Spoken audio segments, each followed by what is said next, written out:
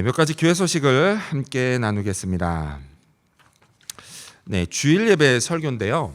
지난 주가 우리가 온라인으로 예배를 드리는 바람에 제가 미처 광고를 못 드렸습니다. 이번 주부터는요, 우리가 예전에 했던 대로 다시 돌아가서 묵상과 함께하는 주일 말씀으로 진행이 되겠습니다. 그래서 우리가 가지고 있는 큐티책, 큐티 본문을 따라서 월요일부터 토요일까지 본문 중에 아니면 혹은 주일 본문으로 함께 주일에 말씀을 나눌 텐데요. 공교롭게도 어쩜 저는 이 안에 주님의 뜻이 있다고 생각하는데, 공교롭게도 큐티책 본문도 요한복음입니다. 그렇죠? 근데 저희가 지난 13주간 요한이 전한 예수님의 가르침 통해서 요한복음을 쭉 살펴봤는데요. 특별히 그 안에서도 예수님의 가르침 부분을 살펴봤습니다. 근데 보니까 다음 달 중순까지도 계속 요한복음이 진행이 됩니다. 그래서 어쩜 하나님이 우리에게 요한복음을 좀 더 집중적으로 말씀을 보게 하시는 게 아닌가라는 생각을 하고요. 그래서 이제 오늘부터는 이제 묵상과 함께하는 주일 말씀으로 주일 설교를 진행하겠습니다. 네, 다음 광고인데요. 방역 수칙 잘 지켜주셔서 감사드리고요. 들어오실 때에 꼭 체크인 QLD 앱을 이용해서 QR코드를 찍어주시기 바랍니다. 자, 그리고 건물 안에서는요, 계속 마스크를 착용하셔야 합니다. 그리고 우리 어린이들을 위해서는 어린이용 마스크도 준비가 되어 있습니다. 자, 그리고 예배 후에 다과 모임은 하지 않겠습니다. 그래서 코로나 이 확산세가 진정될 때까지는 다과 모임을 하지 않을 텐데요. 여러분께 한 가지만 더 안내 말씀을, 부탁의 말씀을 드리자면, 끝나고 가실 때 가급적 인사도 가까이서 이렇게 말로 나누지 마시고요. 그냥 손으로 손으로. 지금 저희가 최대한 조심해야 되거든요. 그래서 손으로 이렇게 잘 가시라고 이렇게 하시고 곧장 집으로 돌아가 주시면 참 감사하겠습니다. 좀 정이 없죠. 하지만 우리가 소나기는 피해가라고 했습니다. 지금 소나기가 내릴 때는 잠시 피해가고 다시 원래대로 교제를 하면 좋겠습니다. 자, 그래서 코로나 증상이 나타날 경우에는요, 꼭 제게 연락을 해 주시기 바라고요. 또 코로나 관련된 광고는 남녀 선교회와 청년부 단톡방을 통해서 계속 해드리겠습니다. 또 궁금한 게 있으시면 언제든지 제게 문의해 주시기 바라고요. 또 여러분께 기도 부탁을 드리는 거는, 지금 현재 우리 교인들 중에 양성 판정을 받고, 아직 음성 판정이 안 나왔고요, 양성 판정을 받고 현재 자가 격리 중에 있는 성도님이 있습니다. 성도님 제가 확인한 건 한 가정이 있고, 그리고 청년 한 명이 있습니다. 그래서 여러분, 이분들의 회복을 위해서 꼭 기도해 주시면 좋겠습니다. 자, 그리고 또 이렇게 주변에 보면은 그 증상이 좀 비슷하게 나타나시는 분들 있죠. 그분들은 꼭 제게 알려주시고 또 기도 부탁해 주시면 우리가 함께 기도하면서 하나님이 우리에게 치유해 주시는 것을 경험하면 좋겠습니다. 네, 2022년도 교회 달력 그리고 말씀 카드 미처 못 가져가신 분들은 예배실 앞 테이블에 비치되어 있으니까 가져가시고요. 또 공병 수거 함께 동참해 주셔서 감사합니다. 가져오신 공병은 이쪽 교회 철제 입구 오른편에 갖다 놔주시면 되겠습니다. 자, 그리고 교제실 바닥 공사 하고 있는데요. 여러분 보셨죠? 지난 주 중에 완전히 드러냈습니다. 마루 바닥을. 그리고 현재는 일단 덮어놓고요. 아직 공사가 마무리되지 않았는데, 보시면은 이제 이따가 보시면 왼쪽에 저기 콘을 세우는 게 있습니다. 이거 삼각기둥 한 4개 정도 세워놨는데요. 거기는 밟지 않도록 주의해 주시면 좋겠습니다. 네, 광고는 이렇게 마치고요. 이 시간에 이승엽 성도님 나오셔서 하나님의 말씀 봉독하겠습니다. 오늘 우리 교회에 주시는 하나님의 말씀은 요한복음 5장 1절에서부터 9절까지의 말씀입니다. 신약 성경 149쪽에 있습니다. 요한복음 5장 1절에서부터 9절까지의 말씀을 봉독하겠습니다. 그 후에 유대인의 명절이 되어 예수께서 예루살렘에 올라가시니라.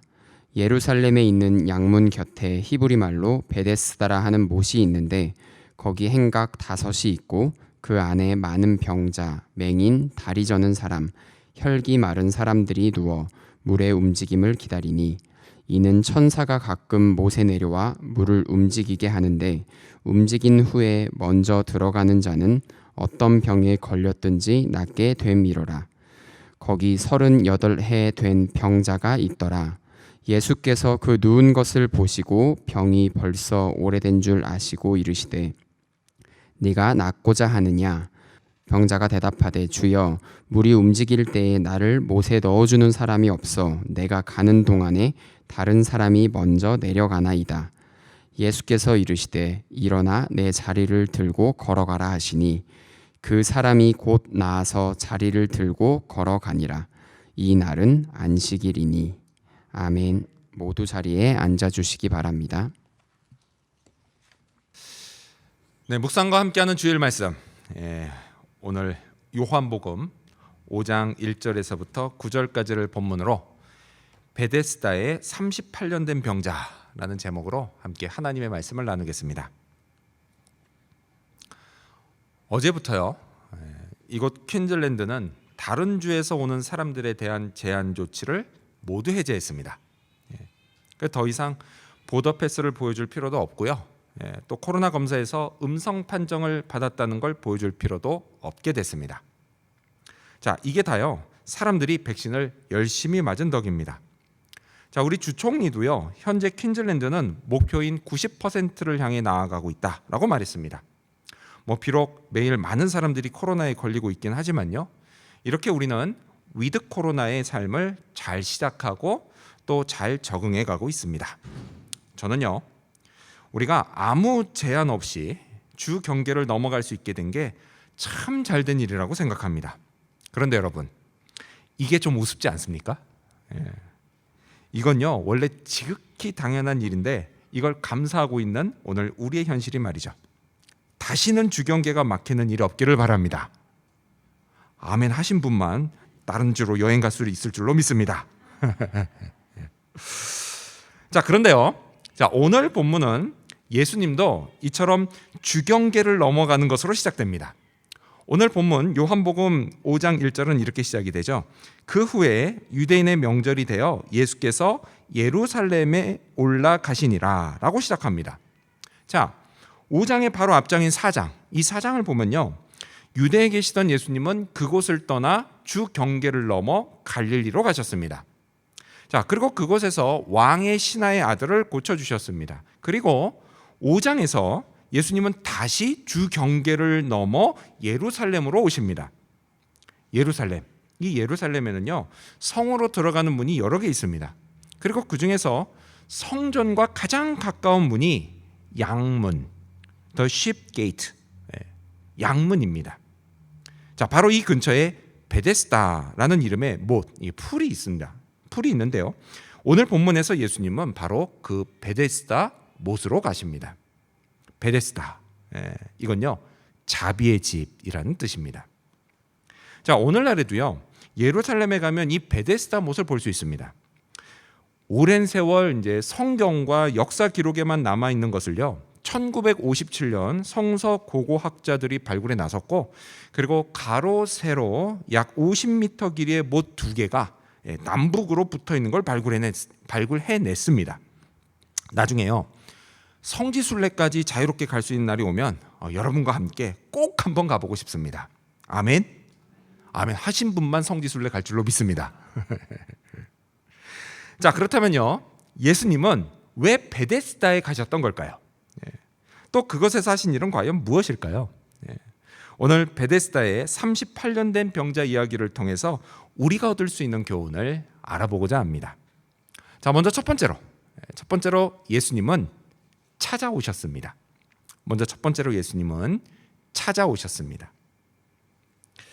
자, 이곳 베데스다 못에는 어떤 사람들이 모여 있었을까요? 우리 성경을 같이 읽어볼까요?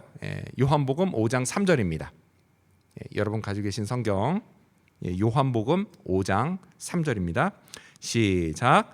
그 안에 많은 병자, 맹인, 다리 저는 사람, 혈기 마른 사람들이 누워 물의 움직임을 기다리니. 아멘. 자, 그곳에는요, 많은 환자들이 있었습니다. 그리고 또 시각장애인들도 있었고, 다리를 쓰지 못하는 사람도 있었고, 혈기가 마른 사람, 혈기가 말랐다라는 건요, 중풍병에 걸렸다라는 이야기예요. 그래서 누워있는 사람들도 있었습니다. 자, 이들의 공통점이 뭐죠? 이건요, 당시 의사들이 고칠 수 없는 사람이었다라는 것입니다. 그게 공통점이에요. 그래서 오늘 우리식으로 말하면 불치병, 또는 나치병 환자들이었다라는 것입니다. 자, 이들은요 베데스다 못 주변에서 오직 물이 움직이는 순간만을 기다리고 있었습니다. 왜냐? 4절에 그 이유가 나옵니다. 우리 계속해서 4절을 읽어볼까요? 4절입니다. 시작. 이는 천사가 가끔 못에 내려와 물을 움직이게 하는데 움직인 후에 먼저 들어가는 자는 어떤 병에 걸렸든지 낫게 되밀어라. 아멘. 자, 이유가 나와 있죠. 근데 여러분 지금 읽은 이 4절은 잘 이해하셔야 합니다. 무슨 얘기냐? 여러분 이건요 실제로 그랬다라는 이야기가 아니고 이 당시 사람들이 이렇게 믿었다라는 이야기입니다. 예. 만약에요 진짜 천사가 내려와서 물 움직이고 1등으로 들어간 사람이 낫고 이게 사실이다라고 한다면 실제로 그랬다면 예수님이 여기에 오셔서 이 천사 이야기를 분명히 하셨을 겁니다. 하지만 성경에 뭐라고 했죠? 예수님이 거기에 관한 이야기를 전혀 하지 않으십니다. 그렇기 때문에 이건 그 당시 사람들이 그렇게 믿었다라는 이야기입니다. 자, 그래도 어쨌든 우리가 이 4절을 통해서 알 수 있는 두 가지 사실이 있습니다. 뭐냐? 첫 번째 하나는 물이 움직일 때가 있었다라는 겁니다. 그리고 두 번째로 뭐냐? 또 하나는 이때 이 기회를 잡기 위해서 치열한 경쟁이 벌어졌다라는 사실입니다. 단 한 명. 오직 1등만 병이 낫는다고 믿었기 때문입니다. 여러분 한번 상상해 볼까요? 딱 정해진 때가 아니에요. 그냥 갑자기 물이 움직입니다. 그러면 이제 거기는 수많은 환자들이 죽을 힘을 다해서 못에 뛰어듭니다. 무슨 장면이에요? 한마디로 이게 아수라장이다라는 이야기입니다. 자, 그런데 여러분 이런 베데스다의 모습은요 사실 오늘 우리의 삶의 현장과 별로 다를 바가 없습니다. 사람들은요 치열한 경쟁 속에 살고 있습니다. 오늘 우리의 세상도 오직 1등만 기억합니다. 그렇지 않습니까? 여러분 세상에서 가장 높은 산 그거 말고 두 번째로 높은 산 이름이 뭔지 기억하십니까? 아마 여러분 이 산 이름 한 번씩은 다 들어봤을 겁니다. 기억나세요? 정답은 K2입니다. 들어보셨죠? 하다못해 옷 이름도 K2가 있어요. K2 아무도 기억 못해요. 또요 여러분 올림픽도요 금메달 딴 사람은 기억하는데 은메달 딴 사람은 잘 기억하지 못합니다. 자, 한번 제가 여러분께 물어볼게요. 한국의 첫 번째 올림픽 금메달리스트 기억나시죠? 1976년 캐나다 몬트리올 올림픽의 레슬링 양정모 선수입니다. 저만 기억하나요? 네. 이거 사실 많이들 기억하세요. 교과서에도 나와요. 교과서에 공부 열심히 하신 분들은 기억하실 겁니다. 자, 그렇다면 여러분 최초의 은메달리스트는 누구일까요? 몰라요. 이건 사실 모릅니다. 저도 몰랐어요. 이번에 찾아봐서 알았습니다. 누구냐? 1956년 호주 멜버른 올림픽 복싱의 송순천 선수입니다. 여러분 우리는요 호주에 살면서도 이거 모릅니다. 몰라요. 그리고 우리 학생들, 학생들 전교 1등 말고 2등이 누군지 알아요? 2등 모르죠. 지극히 정상적인 거예요. 잘 모릅니다. 2등은 기억하지 않아요. 오직 1등만 기억합니다. 물론요 그냥 저처럼 아예 처음부터 1등이 되는 거 포기하고 사는 사람들도 많습니다. 별로 이런 거 신경 쓰지 않아요. 좀 어때요? 그렇죠? 꼭 1등 할 필요 있나요? 그렇진 않아요. 하지만 여러분 그거 아시죠? 중위권에서도요 경쟁이 엄청 치열하다는 사실 말이에요. 뿐만이 아니죠 여러분 하위권도 마찬가지예요. 꼴등은요 죽어도 하기 싫어합니다. 이렇게 우리는요 학생일 때부터 그리고 어른이 돼서도 계속해서 뭔가 경쟁을 하면서 살고 있습니다. 내가 경쟁하지 않으면 어떻게 해요? 내 자식들을 경쟁의 자리에 내몰고 있습니다. 그리고 그 속에서 살아남기 위해서요 사람들은 정말 최선을 다해 살아갑니다. 그러다 보니까 자기 영혼을 돌보지 못하고 살다가 영혼이 메말라 버리는 사람들이 속출하고 있습니다. 정말 온갖 애를 다 쓰며 살고 있습니다. 하지만 여러분 그런다고 해서 우리가 다 이 경쟁에서 살아남나요? 베데스다의 1등이 한 명밖에 없었던 것처럼요 오늘 이 사회에도 1등은 한 명밖에 없습니다. 모두 다 살아남는 건 아니에요. 그리고 꼭 1등이 아니라고 하더라도요 뭐 나름 순위권 안에 들면 된다 이렇다 하더라도 여러분 그 순위권 안에 드는 것도 이게 어디 쉬운 일입니까? 그것도 힘든 일이에요. 그냥 겨우 들어갑니다. 저는 군대에서 총 쏘는데요 14발이 기준이거든요. 항상 14발 아니면 13발 여기서 왔다 갔다 했습니다. 그래서 우리들끼리는 뭐라 부르냐면 턱걸이 인생이라고 불렀습니다. 순위권 안에 드는 것도 쉬운 일은 아니에요. 또 여러분 그렇게 해서 그냥 겨우 살아남았다고 해요. 그렇게 살아남았다고 해도 앞으로 또 무슨 일로 경쟁하게 될지 몰라서 마음이 늘 불안합니다. 자, 이런 세상을 살다 보면요, 사람들은 자기도 모르게 점점 미래를 별로 희망적으로 생각하지 않습니다. 희망이 없어요. 베데스다에 모인 사람들도 그랬습니다. 그들 중에요, 이번에는 내가 1등으로 들어갈 수 있어, 이렇게 확신한 사람이 몇이나 있었을까요? 대부분은요, 그저 그냥 막연한 희망만 있었습니다. 사실 희망이 없었어요. 근데 그렇다고 해서요, 딱히 다른 방법이 있는 것도 아니었습니다.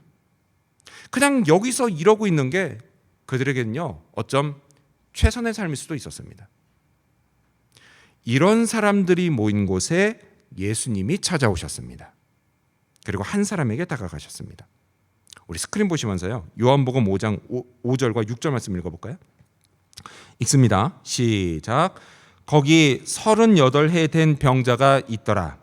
예수께서 그 누운 것을 보시고 병이 벌써 오래된 줄 아시고, 자, 누워만 있다라는 걸 봤을 때 이 환자는 중풍병자입니다.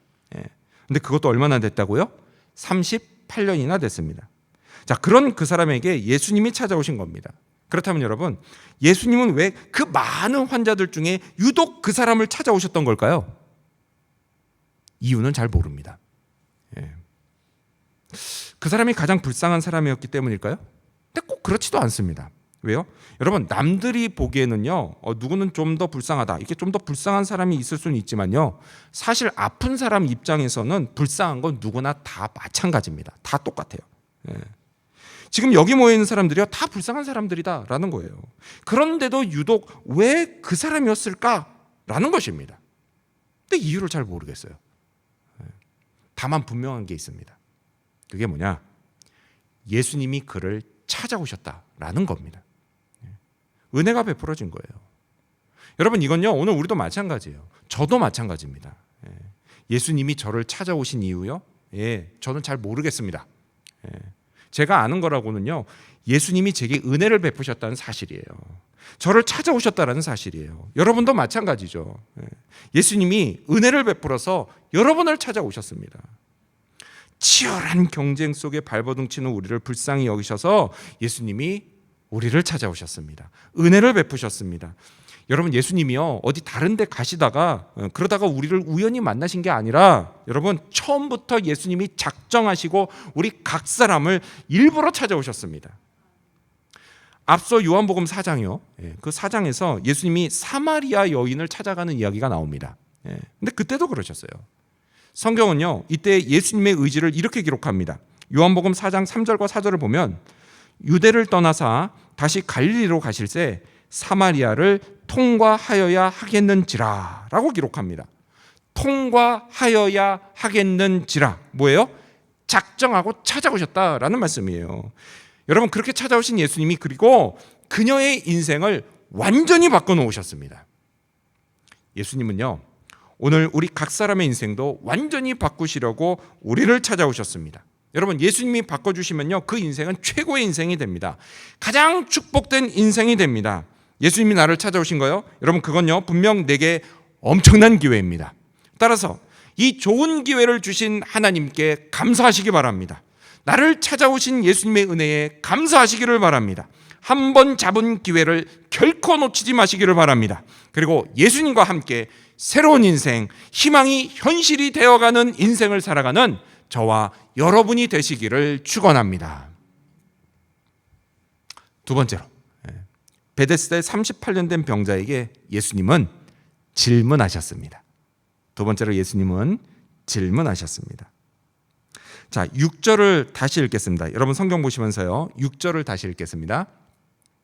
요한복음 5장 6절입니다. 시작. 예수께서 그 누운 것을 보시고 병이 벌써 오래된 줄 아시고 이르시되 내가 낫고자 하느냐. 아멘. 예수님은요, 이 병자에게 질문을 하십니다. 내가 낫고자 하느냐. 여러분, 예수님이 이 질문을 왜 하셨을까요?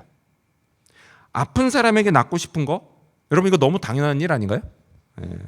그런데도 굳이 물어보신 이유가 뭐냐라는 겁니다. 자, 먼저 첫 번째 이유는요. 예수님이 병자에게 희망을 불러일으키기 위해서였습니다. 여러분 병자에게요 낫고 싶은 소망이 있는 게 당연하다고 하는 생각, 여러분 사실요 이 생각은 당연한 생각이 아닙니다. 무슨 얘기냐? 아주 오랫동안 병이 낫지를 않아요. 그렇게 병이 낫지 않고 또 나을 방법도 없습니다. 그렇게 생각이 들기 시작하면요 그런 사람에게는 희망이요 얼마든지 없을 수 있습니다. 처음에는 안 그랬겠죠.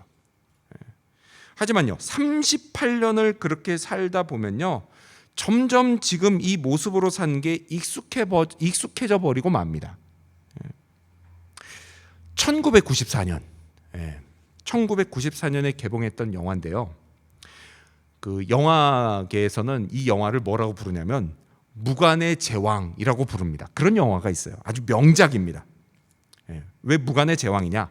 같은 해 개봉했던 영화 포레스트 검프가 상을 다 타가 버리는 바람에 상을 하나도 못 받았습니다. 최다 2등만 했어요. 이 영화가. 그 영화가 뭐냐? 바로 쇼생크 탈출이라는 영화입니다. 여러분 기억나시죠? 이거 막 좋은데 막 이러고 있는 거 많이들 패러디 하시잖아요. 그 영화예요. 자, 그런데 여러분 이 영화의 등장 인물들 중에요 브룩스라고 하는 사람이 있습니다. 자, 이 브룩스가요 쇼생크 감옥에서 갇힌 지 어느덧 50년이 흘렀습니다. 자, 그러던 어느 날 그에게 가석방이 허락됩니다. 드디어 감옥을 벗어나게 된 거예요. 자, 이게 얼마나 좋은 일인가요? 사람들은요 당연히 그가 풀려나기를 희망했을 거라고 생각합니다. 하지만 정작 그는 세상에 나오는 게 너무 싫었습니다. 오히려 감옥에 계속 있는 게 더 좋았습니다. 자, 이런 브룩스를 보고요 주인공 레드가 이런 말을 합니다. 감옥의 울타리는 참 웃기지. 처음엔 정말 싫은데 차츰 익숙해지니 말이야. 그렇게 세월이 흐르면 그것을 의지하게 돼. 그게 바로 길들여진다는 거야. 마찬가지로요 38년의 세월을 중풍병자로 산 이 사람, 처음엔 자기 병이 정말 싫었을 겁니다. 남들이 자기를 이상한 눈으로 쳐다보는 게 너무 싫었을 겁니다. 그러다가요 차츰 익숙해지기 시작합니다. 남들의 동정어린 시선에 익숙해지고 또 차츰 중풍병자로 사는 법을 터득하기 시작합니다. 자, 그렇게 세월이 흐르면요 어느덧 그걸 의지하기 시작합니다. 남들의 도움만으로 사는 거예요. 굳이 애쓰지 않고 살아도 되니 이게 좋은 겁니다. 이제는요 다른 삶은 꿈꾸지 않습니다. 그게 바로 길들여진다는 것입니다. 내가 낫고자 하느냐? 주님의 이 질문은요 길들여진 그를 깨우는 질문이었습니다. 38년의 세월이 흐르면서 희미해진 희망을 다시 일깨우시려는 질문이었고요. 잃어버린 의지를 다시 회복시키시려고 하는 질문이었습니다. 계속 그냥 그렇게 살 건지 아니면 새로운 삶을 시작할 건지를 묻는 그런 질문이었습니다. 저를 찾아오신 주님은요 제게도 똑같은 질문을 하십니다. 내가 낫고자 하느냐? 그냥 계속 그렇게 살 거냐 아니면 새로운 삶을 시작할 거냐? 분명히 망가진 삶이고 그리고 무너진 삶인데 온전하지 못한 삶이고 다시 회복돼야 할 삶인데 저도 모르게요 거기에 익숙해져 버린 나머지 그냥 그대로 살기를 원하는 저에게 우리 주님은 희망과 의지를 다시 일깨우시며 제게 질문하십니다. 네가 낫고자 하느냐? 낫고자 하느냐? 그렇다면 우리는 이 질문에 뭐라고 답해야 할까요? 예, 주님, 제가 낫고자 합니다. 이렇게 대답해야 하지 않을까요? 그것이 바로 우리 주님이 우리에게 기대하시는, 우리에게 듣고 싶어 하시는 대답입니다. 하지만요 38년 된 병자는 그러지 못했어요. 그가 뭐라고 답했을까요? 우리 성경 보시면서 7절 말씀 읽겠습니다. 여러분 성경 보시면서 7절입니다. 읽습니다. 시작. 병자가 대답하되 주여 물이 움직일 때에 나를 못에 넣어주는 사람이 없어 내가 가는 동안에 다른 사람이 먼저 내려가나이다. 병자는요 주님의 질문에 예 제가 낫고자 합니다 이렇게 답하지 않았어요. 그의 대답이 뭐예요? 낫기를 체념한 답이었습니다. 남을 탓하는 답이었고 방법이 없다고 하는 답이었습니다. 근데 그렇긴 하죠. 그렇긴 해요. 물이 동할 때요 오직 1등으로 들어가는 사람만 낫는다고 믿는 이 병자에게 낫기를 체념하는 건 당연한 일이었습니다. 도와주는 사람이 없으면 안 된다고 하는 것도 당연한 일이었습니다. 그러니 방법이 없다고 생각하는 것도 당연한 일이었습니다. 우리가 사는 세상 마찬가지 아닙니까? 치열하게 경쟁이 벌어지는 자리, 살아남기 위해 마치 전쟁을 치르는 것과 같은 오늘 우리가 사는 세상에서는요, 누가 날 배려해 주는 거요? 기대하기 어렵습니다. 그래서 우리가요, 희망을 갖기보다는 체념하기가 쉬워요.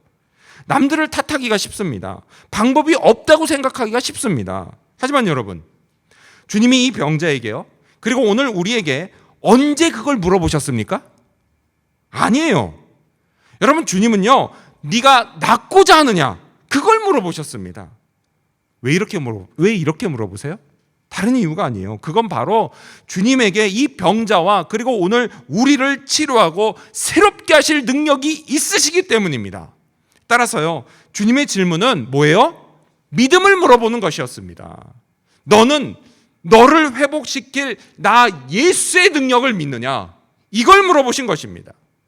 따라서 여러분, 이럴 때요, 우리는 그렇습니다. 제가 낫고 싶습니다. 새로워지고 싶습니다. 저도 새로운 삶을 살고 싶습니다. 그러니 도와주세요, 주님. 이렇게 답해야 합니다. 내 입술의 이 고백이요, 그동안 잊고 살았던 내일의 희망을 다시 살릴 것입니다. 의지를 다시 불태우게 할 것입니다. 그리고 이런 나에게 주님의 능력이 임할 것입니다. 여러분, 이 사실을 믿으시기 바랍니다. 어그러진 현재의 삶 안주하지 마십시오. 주님이 우리를 일으키십니다. 이 사실도 믿으시기 바랍니다. 이러한 믿음으로 회복을 묻는 주님의 질문에 주님 그렇습니다, 제가 낫고자 합니다 라고 답하는 저와 여러분이 되시기를 축원합니다. 베데스다에 38년 된 병자에게 주님은 어떻게 하셨을까요? 마지막 세 번째로 주님은 말씀하셨습니다. 마지막 세 번째로 주님은 말씀하셨습니다. 자, 우리 성경 보시면서 8절 말씀 읽겠습니다. 8절입니다. 시작. 예수께서 이르시되 일어나 내 자리를 들고 걸어가라 하시니. 아멘. 예수님은요, 38년 된 병자에게 다음 세 가지를 말씀하셨습니다. 일어나라, 내 자리를 들어라, 걸어가라. 이 세 가지를 말씀하셨어요. 네, 여러분 생각해 보세요. 지금 이 사람 어떤 사람이에요? 중풍병자입니다. 중풍병자, 혹시 우리 학생들 중풍병이 뭔지 알아요? 그 중풍병을 걸리면 몸을 못 움직입니다. 이렇게 이해하시면 돼요. 몸을 못 움직여요. 자, 그래서요, 누가 도와주지 못하면 못 일어나는 사람입니다. 지금 이 사람이. 자, 그런 사람에게 주님이 뭐라고 하세요? 일어나라, 자리를 들고 가라, 걸어가라 이야기를 하세요. 주님이요, 손을 잡아 일으켜 주시는 것이 아니라 그냥 뭐예요? 말씀만 하셨다라는 거예요. 일어나라 라고 말씀만 하셨어요. 일어나지도 못하는 사람한테. 자, 이 말씀을요, 분명히 이 곁에 있던 사람들이 들었을 겁니다. 그 사람들이 들으면서 무슨 생각했을 거예요? 이런 생각했죠. 이건 뭐 말도 안 되는 소리야. 이런 생각을 했을 겁니다. 근데 그럴만 했죠. 자, 지금 눈앞에 있는 사람이 누구예요? 38년. 여러분, 38년이요, 생각보다 긴 세월이에요. 이 사람이 20살의 중풍병자가 됐으면 지금 이 사람이요, 60 가까운 나이가 된 겁니다. 엄청나게 긴 세월이에요. 이 38년 동안 스스로 일어나 본 적이 없는 사람이에요. 그러니까 그들 생각에 정말 예수님이요, 말도 안 되는 소리를 하고 있는 겁니다. 그래서 이 사람들 아마 이런 생각이 있을 거예요. 그렇게 말할 거면 차라리 가서 좀 부축해서 일으켜 주기라도 하지. 이런 생각을 했을 겁니다. 우리가 그 사람들이었어도요, 우린 분명히 똑같이 생각했을 겁니다. 그리고 솔직히 이런 사람이요, 우리가 제일 싫어하는 사람 중에 하나입니다. 말로만 도와주는 사람. 가서 좀 일으켜 주지. 하지만 여러분, 예수님 어떻게 하셨어요? 단지 말씀만 하셨습니다. 일어나라, 일어나라. 그런데요, 정말 그 병자가 일어났습니다. 이렇게 예수님의 말씀은요, 인간의 상식을 초월해서 역사합니다. 근데 세상을 창조하실 때도 마찬가지였죠. 여러분, 구약 창세기를 보면요, 하나님이 세상을 창조하실 때요, 따로 뭘 더 하지 않으셨습니다. 그저 말씀만 하셨어요. 있으라 했더니 생겼습니다. 자, 이런 역사는요, 오늘 우리에게도 일어납니다. 여러분, 현실에 안주하고 있는 나에게 예수님이요, 말씀하실 때가 있어요. 일어나라, 일어나라. 그러면요, 일어나진다는 사실을 믿으시기 바랍니다. 나는 안 된다고요?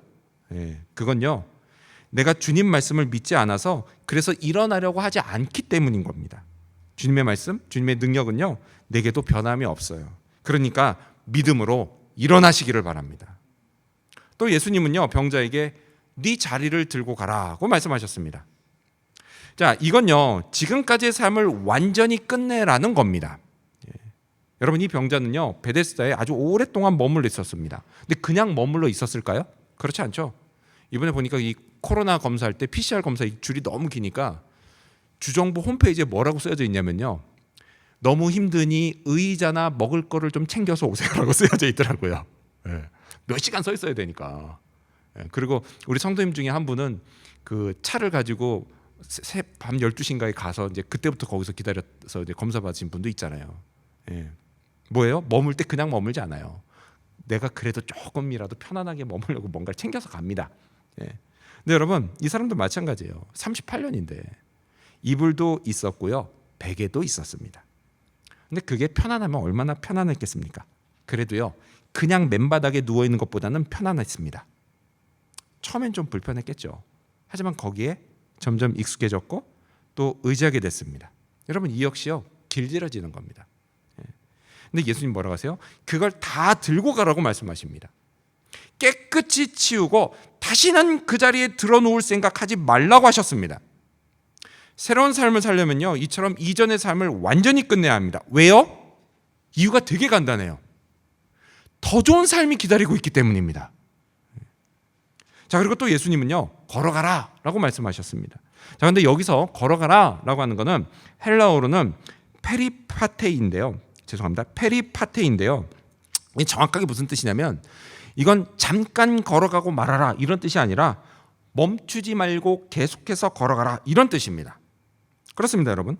새로운 삶이 시작됐으면 계속 걸어가야 합니다. 그냥 잠깐 걷다가 이내 포기하고 멈춰서 다시 돌아가면 안 된다라는 것입니다. 신앙생활이 그렇죠. 신앙생활. 예수님을 나의 구원자와 주인으로 처음 믿은 그 순간요, 여러분, 우리는요, 새로운 인생이 시작됐습니다. 여러분, 그때를 한번 기억해 보세요. 얼마나 좋았습니까? 내 죄를 용서받고 구원받아서 하나님의 자녀가 된 게 너무 기뻤습니다. 그리고 이 기쁨 속에 우리는 희망을 안고 천국을 향한 인생 여정을 새롭게 시작했습니다. 하지만요, 그 길이 항상 편안하셨습니까? 아니에요. 전혀 그렇지 않습니다. 난 항상 편했는데 그분은 그 길이 아닐 수도 있습니다. 절대 편안하지 않아요. 때로는 험하고 힘들 때도 있었습니다. 그래서요, 그만 걷고 싶을 때도 있었습니다. 하지만 주님이 뭐라고 하시죠? 걸어가라. 멈추지 말고 계속 걸어가라 라고 말씀하십니다. 왜요? 멈추면 안 되기 때문입니다. 그러니까 조금만 더 참고 견디면서 걸어가야 됩니다. 그렇게 걸어가다 보면 힘들었던 여정이 어느 순간에 축복의 여정으로 바뀌는 걸 볼 수 있기 때문입니다. 이렇게 우리가요, 멈추지 않고 끝까지 가게 하시려고 주님이 우리에게 이런 약속을 하셨습니다. 마태복음 28장 20절 말씀에 볼지어다 내가 세상 끝날까지 너희와 항상 함께 있으리라 라고 약속하셨습니다. 아멘. 그렇습니다. 예수님이 우리와 함께 하십니다. 끝까지 걸어갈 수 있도록 성령이 우리 마음에 거하십니다. 그러니 여러분, 일어나십시오. 자리를 들고 가십시오. 끝까지 걸어가십시오. 우리는요, 할 수 있습니다. 계속 걸어가면 우리는 내가 상상하지 못한 엄청난 축복을 받게 될 것입니다. 우리에게는 희망이 있습니다. 앞서 예로 들었던 영화 쇼생크 탈출, 그 영화에서요, 죄수인 레드, 이 레드는요, 앞서 그 브룩스하고 똑같은 상황에 처하게 됩니다. 뭐냐? 그 사람도요, 40년 만에 가석방이 됩니다. 40년, 50년, 40년, 38년, 엄청 긴 시간이죠. 40년 만에 가석방돼요. 그러니까 20살에 들어와서 60에 나가는 겁니다. 그 역시 오랜 세월 익숙했고 또 의지했고 길들여져 있던 감옥을 떠나게 된 겁니다.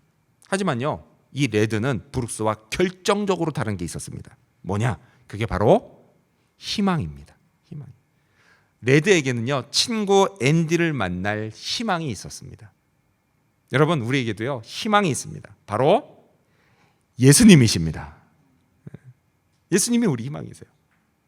우리에게 새로운 생명을 주시고 또 새로운 인생을 시작하게 하셨을 뿐만 아니라 그 길 끝에서 우리를 기다리시는 예수님, 그 예수님이 우리의 희망입니다. 아멘.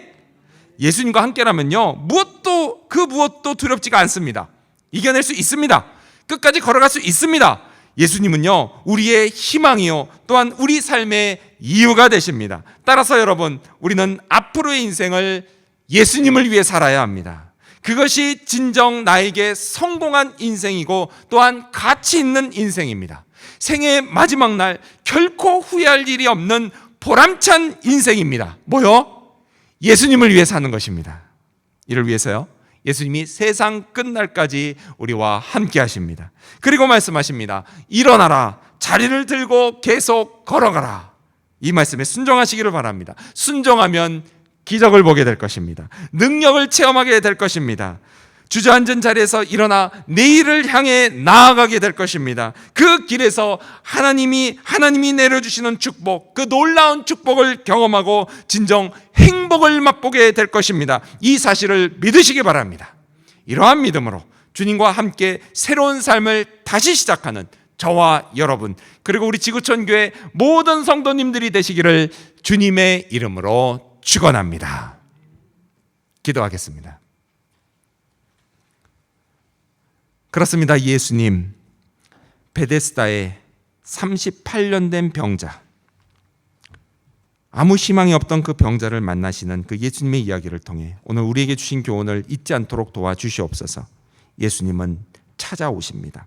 나의 어떠함 때문이 아니라 오직 나를 불쌍히 여기시는 예수님, 그 예수님의 은혜로 나를 찾아오시고 그리고 내 인생을 새롭게 해 주시려고 하십니다. 그 사실을 늘 기억하고 감사하게 하여 주시옵소서. 또한 예수님은 질문하십니다. 네가 낫고자 하느냐? 오랜 세월 현실에 안주한 채 잃어버렸던 그 희망, 의지를 다시 회복시켜 주시고 주님의 능력을 경험하게 해 주시려고 하신다는 사실을 잊지 않게 하여 주시옵소서. 그리고 예수님은 말씀하십니다. 일어나라, 자리를 들고 계속 걸어가라. 이 말씀의 능력을 믿음으로 나도 일어나서 새로운 내일을 향해 계속해서 나아갈 수 있도록 우리 모두를 도와주시옵소서. 하나님의 축복을 경험하게 하여 주시옵소서. 이제는 우리 주 예수 그리스도의 은혜와 하나님 아버지의 사랑과 성령의 교제가 그렇게 예수님 믿고 신뢰하며 예수님 말씀대로 살아 새로운 인생 살기를 결단하는 사랑하는 당신의 모든 백성 위에 함께 하기를 간절히 축원하옵나이다. 아멘.